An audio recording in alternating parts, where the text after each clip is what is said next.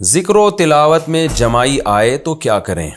قرآن پاک کی کوئی آیت پڑھتے وقت یا ذکر اذکار کرنے سے بہت سخت اور بار بار جمائی آتی ہے تو کیا اس کا کوئی حل ہے؟ طارق صاحب اسلام آباد سے. آ رہی ہے تو ہاں کر لیں اور منہ پہ ہاتھ رکھ لیں، بس زیادہ آوازیں نہ نکالیں، بے ادبی کی بات ہے.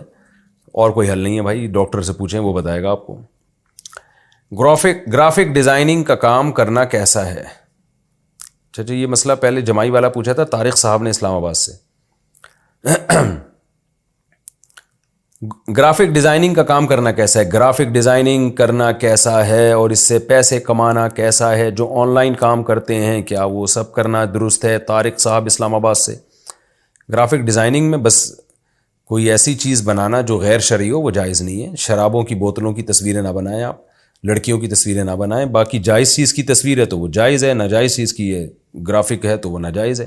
باقی فی نفسی ہی یہ کام جائز ہے، اس سے پیسے کمانا بھی جائز ہے. آن لائن کام کے شرعی حکام، جو آن لائن کام کرتے ہیں کیا وہ درست ہے؟ اس میں حلال و حرام کی کیا تفصیل ہے؟ طارق صاحب اسلام آباد سے. دیکھیں آن لائن کام کرنا درست ہے، لیکن اس میں اب آپ نے بہت ہی وسیع سوال پوچھ لیا ہے، اس میں تو پورا لیکچر دیا جا سکتا ہے. آپ اسپیسیفک کچھ پوچھ لیتے ہیں نا کہ یہ طریقہ جائز ہے یا نہیں، تو میرے لیے جواب آسان ہوتا.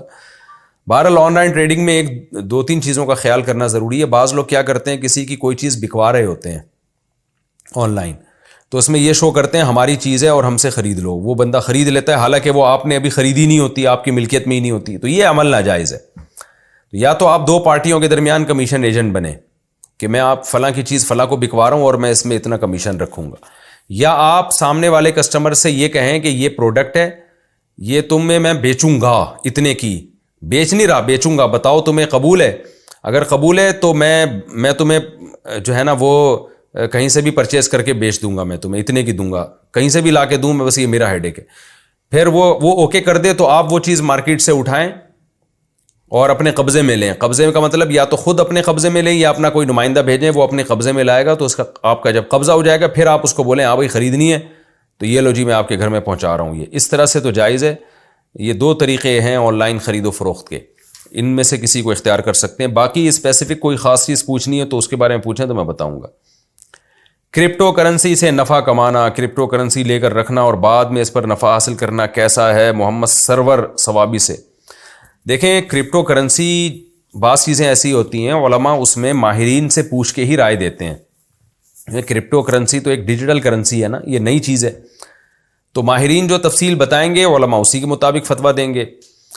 میرے پاس جتنے ماہرین تھے، ڈاکٹر ذیشان صاحب جن کا میں نے انٹرویو انہوں نے میرا لیا تھا یا پتہ نہیں میں نے ان کا انٹرویو لیا تھا یا دونوں نے ایک دوسرے کا انٹرویو لیا تھا، واللہ عالم. ان کی رائے یہ تھی، انہوں نے جو ہمیں ڈیٹیل بتائی تھی اس کے حساب سے جائز لگ رہا تھا ہمیں، تو ہم نے فتویٰ دیا جائز ہے.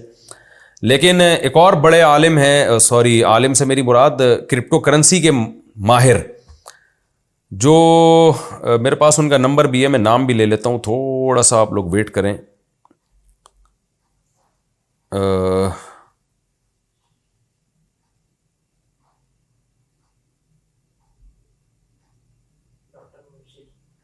ڈاکٹر ہاں مبشر، ڈاکٹر مبشر صاحب ہوتے ہیں، یہ ہیں یورپ میں، شاید اٹلی میں تھے یا جرمنی میں، مجھے ابھی یاد نہیں. میری ان سے بہت ڈیٹیل سے بات ہوئی تھی. ڈاکٹر مبشر حسین رحمانی، ان سے کافی ڈیٹیل میں میری بات ہوئی ہے. ان کو یہ خود ڈاکٹر ہیں، کرپٹو کرنسی کے بہت ماہر ہیں. ان کا کہنا یہ تھا کہ یہ جائز نہیں ہے، یعنی جو ان کی رائے تھی نا، ظاہر ہے جائز ناجائز کا فیصلہ تو مفتیان کرام ہی کریں گے، لیکن جو یہ ڈیٹیل بتا رہے تھے اس کے حساب سے کرپٹو کرنسی کا جواز نہیں بنتا. تو اب چونکہ ماہرین ہی کی رائے میں اختلاف ہے تو اس لیے میں نے اپنے پرانے فتوے سے رجوع کیا. ان سے جب میری بات چیت ہوئی، ان کے پوری ڈیٹیل ہے، فیس بک پہ بھی آپ کو مل جائے گی، اور ہو سکا تو ہم اس کا لنک بھی شیئر کر دیں گے. تو اس لیے میں نے پھر اس میں توقف کر لیا ہے. بھائی جو میں نے جواز کا فتویٰ دیا تھا میں اس سے رجوع کرتا ہوں، میں ناجائز نہیں کہہ رہا، کیونکہ ایسا نہ ہو کہ کل پھر کوئی ڈاکٹر صاحب کہیں کہ یہ اس کی ڈیٹیل ہی بدل دیں. مفتی کے سامنے جو دو تفصیل آئے گی، مفتی اس تفصیل کے مطابق جواب دے گا نا.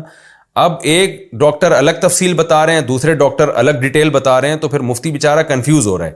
تو اس میں مفتی صاحب کا قصور نہیں ہے، یہ قصور یہ اس جو معلومات ہمیں مل رہی ہیں ان معلومات میں ٹکرا ہوا ہے.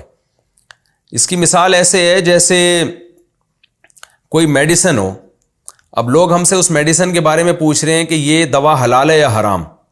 تو میں ڈاکٹروں سے پوچھوں گا نا کہ ڈاکٹر صاحب اس کے اجزاء بتائیں. اب ایک ڈاکٹر کچھ اور بتا رہا ہے, وہ بتا رہا ہے اس میں سور کی چربی شامل ہے, وہ بتا رہا ہے اس میں فلاں فلاں حرام اجزاء شامل ہیں. دوسرا ڈاکٹر کہہ رہا ہے کہ نہیں اس میں سور کی چربی نہیں ہے. تو مفتی تو کنفیوز ہو جائے گا, وہ کہے گا بھائی ڈاکٹروں کی رائے میں اختلاف ہے کہ اس میں ہے کیا. تو جب ڈاکٹروں کی رائے میں اختلاف ہے تو ہم یہی کہیں گے بھائی ہمیں نہیں پتہ اس کے بارے میں. تو اس لیے ماہرین علماء بھی اس بارے میں زیادہ تر نے توقف کیا ہوا ہے, کیونکہ خود جو ماہرین ہیں, جو کرپٹو کرنسی کے ماہرین ہیں, انہی کی رائے میں اختلاف ہو رہا ہے. تو اس لیے جب سے ڈاکٹر مبشر رحمانی صاحب سے میرا رابطہ ہوا ہے, وہ اس فیلڈ کے ماہر ہیں, تو اس لیے میں نے توقف کر لیا بھائی جب تک کوئی چیز نکھر کے سامنے نہیں آئے گی 100% کرپٹو کرنسی کے بارے میں, اس وقت تک ہم توقف کریں گے. جامعۃ الرشید میں بھی جو جامعۃ الرشید کا آفیشیل فتویٰ ہے, دارالعلوم کرنگی کا جو آفیشیل فتویٰ ہے وہ بھی یہی ہے. اگرچہ جامعۃ الرشید ہی میں بعض مفتیان کرام اپنے طور پہ اس کو جائز کہہ رہے ہیں, لیکن جو جامعۃ الرشید یا دارالعلوم کرنگی کا یا دیگر بڑے اداروں کا جو آفیشیل ایک فتویٰ ہے وہ یہی ہے کہ بھائی اس کے بارے میں معلومات ہمیں جو ہے نا وہ کلیئر نہیں ہے, اس لیے سب نے اس میں توقف کیا ہوا ہے اس میں جب تک. اور دیکھیں الحلال ابین والحرام ابین, حدیث میں آتا ہے حلال بھی واضح حرام بھی واضح, اور کچھ چیزیں مشتبہات میں ہیں.